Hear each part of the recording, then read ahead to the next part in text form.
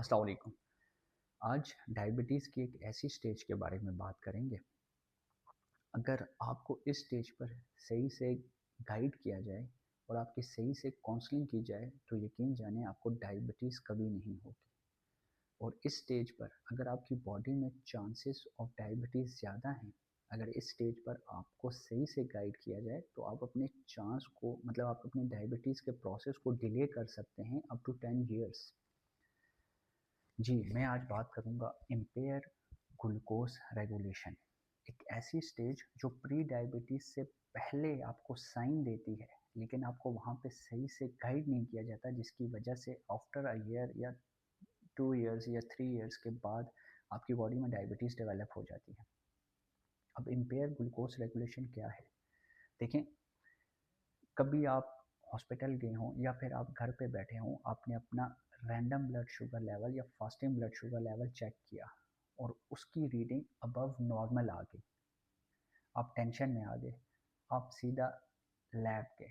Lab में आपने वहाँ पे जो टेक्नीशियन थे उनको बताया मेरा HbA1c कर दें। वहाँ पे उन्होंने आपका HbA1c टेस्ट किया, उसकी रिपोर्ट आई, रिपोर्ट बिल्कुल नॉर्मल। वहाँ उस स्टेज पर आपको गाइड किया गया, आपकी रिपोर्ट नॉर्मल है, आप टेंशन फ्री होकर घर चले गए। अब वो स्टेज थी, वहाँ पे आपको सही से गाइडेंस की ज़रूरत थी, जो आपको नहीं मिली, ठीक है? अब ये जो आपकी blood sugar level above normal आई, ये आपको एक साइन दे रही है जिसको हम लोग बोलते हैं इम्पेयर्ड ग्लूकोज टॉलरेंस या इम्पेयर्ड ग्लूकोज रेगुलेशन। ये आपको साइन दे रही है कि आपकी बॉडी में चांसेस ऑफ डायबिटीज़ ज़्यादा हो रहे हैं। इस स्टेज पर आपने अपनी लाइफ को डिसिप्लिन लाइफ करना है।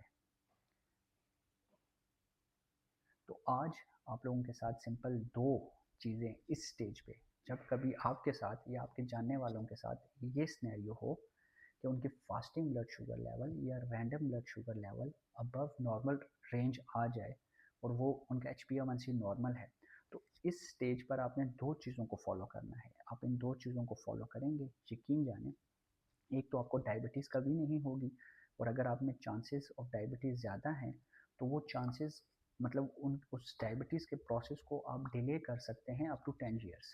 वो सिंपल 2 चीज़ें क्या हैं? सबसे पहले आपने अपनी डाइट मॉडिफ़िकेशन करनी है। डाइट में क्या करना है आपने?